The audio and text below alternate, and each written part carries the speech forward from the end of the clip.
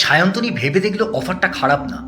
প্রতিদিন 1,000, 30 দিনে 30,000, আর কোনো ক্রমে 100 দিন কাটাতে পারলে 1,00,000। সায়ন্তনী আরও ভেবে দেখল তার হাত পা ফ্রি এখন। ছেলেরা বড় হয়ে গেছে, নিজেরটা নিজে বোঝে, ওদের নিয়ে তেমন চিন্তা নেই। তবে যত চিন্তা সৌভিককে নিয়ে। অকর্মটা না পারে রান্না করতে, না পারে ঘর গোছাতে, না পারে বাসন মাজতে, না পারে ভাত বেড়ে খেতে। অসুবিধাটা ওরই বেশি হবে।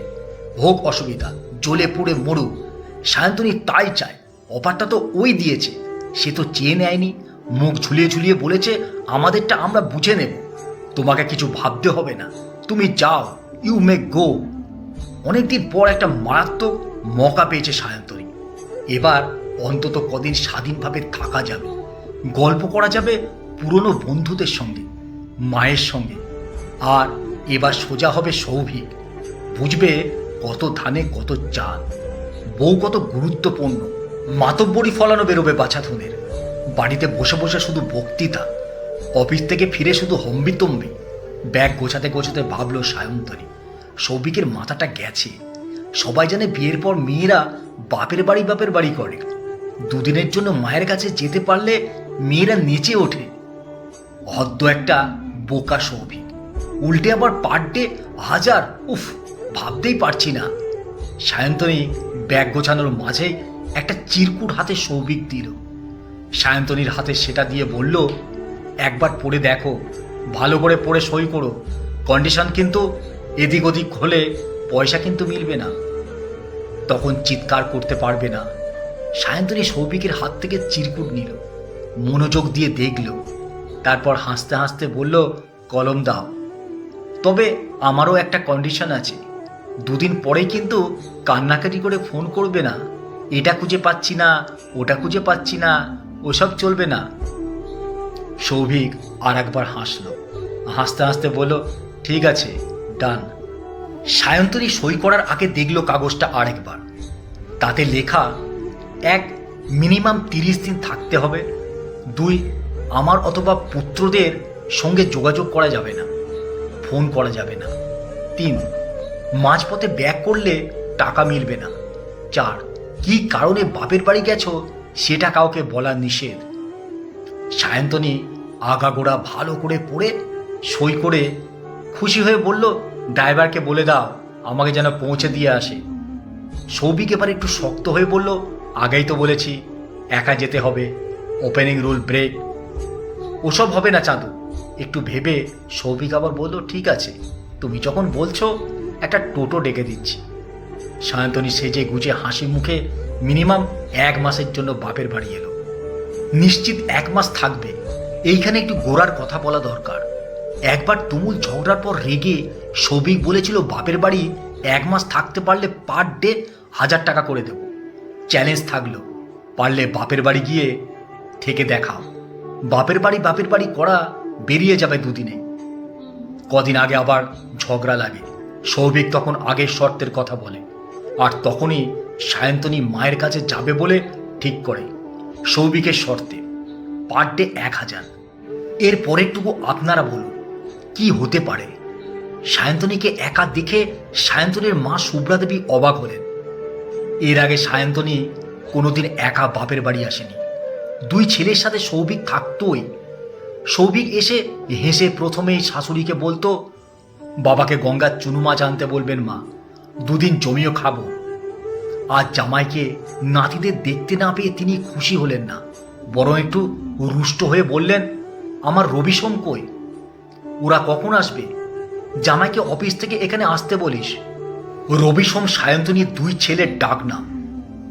সায়ন্তনী মায়ের হাবভাবে কষ্ট পেল।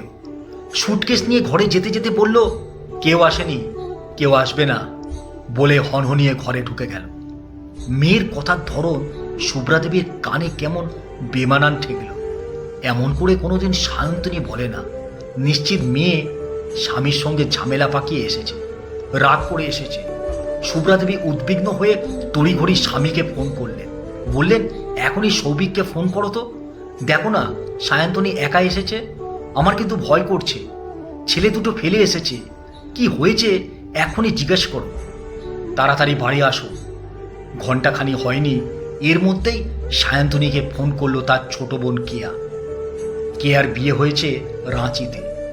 স্বামী এক মেয়ে নিয়ে তার সুখের সংসার। অত্যন্ত তেজের সঙ্গে কেয়া বলল, জামাইবাবুর সঙ্গে ঝগড়া করে নাকি চলে এসেছিস? কি ব্যাপার? ছেলে দুটোর কি হবে একবার ভেবে দেখেছিস?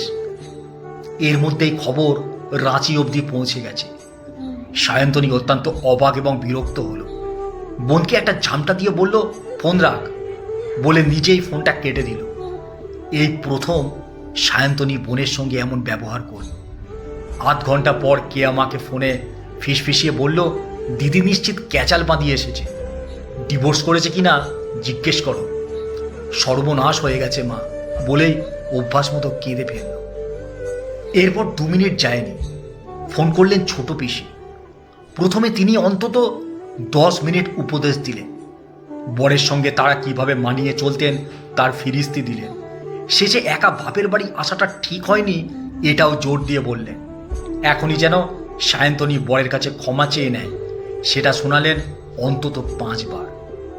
খবর পেয়ে সায়ন্তনীর বৌদি উঠতে উঠতে স্কুল ফেলে এলেন। এসে প্রথমে সায়ন্তনীকে এক ধমক লাগালেন, তারপর চোখ উল্টে বললেন, এই বয়সে কেউ স্বামীকে একা ফেলে আসে? দুদিনে এসে আর একজন জুটিয়ে বসবে। এভাবে ভরা সংসার কেউ ভাঙে? তালকানা মেয়ে, এখনই ফোন কর, আমি কথা বলবো। সন্ধে হতে না হতেই সায়ন্তনীর মাথা ঝিমঝিম করতে লাগলো।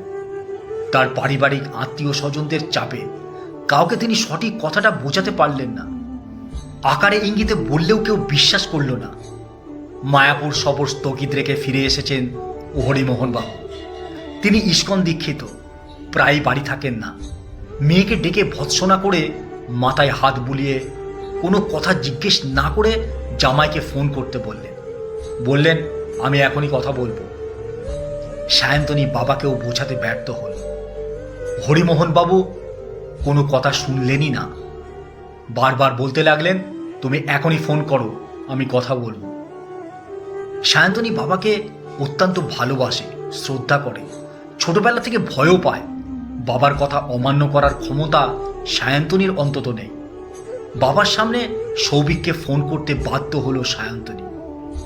সৌভিক ফোন অন করে প্রথমেই বলল, শর্ত লঙ্ঘিত হলো, মনে থাকে যেন। এই ঘন্টায় সায়ন্তনীর মাথার উপর দিয়ে ঝড় বয়ে গেছে। ঝড়ে সে বিধ্বস্ত, বাগরুদ্ধ। এখন সৌভিকের হুল ফোটানো কথায় সে কোনো রেসপন্স না করে রেগে ফোন বন্ধ করে দিল। তারপর বিছানায় গিয়ে শুয়ে চোখের জল ফেলতে লাগলো। হরিমোহনবাবু সবটা বুঝলেন নিজের মতো। তিনি ফোন করলেন জামাইকে। জামাই কিন্তু ফোন ধরল না। হরিমোহনবাবু অত্যন্ত উদ্বিগ্ন হয়ে স্ত্রীর কাছে গেলেন। সায়ন্তনী বাবার কাছ থেকে ছাড়া পেয়ে ঘরে এসে বিছানায় চুপ করে বসে রইল। তার চোখ দিয়ে একা একাই টপ টপ করে জল পড়তে লাগলো।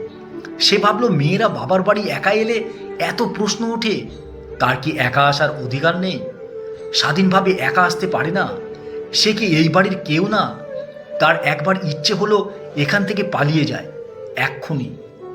তার আর ভালো লাগছে না। এ সময় মনে পড়ল ছেলেদের কথা। সারাটা দিন তাদের দেখেনি সায়ন্তনী, মা ডাক শোনেনি।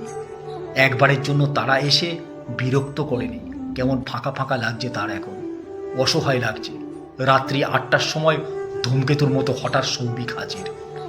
বাড়ি থেকে নেমে 2 ছেলেকে নামিয়ে অত্যন্ত হইচই জুড়ে দিল সে।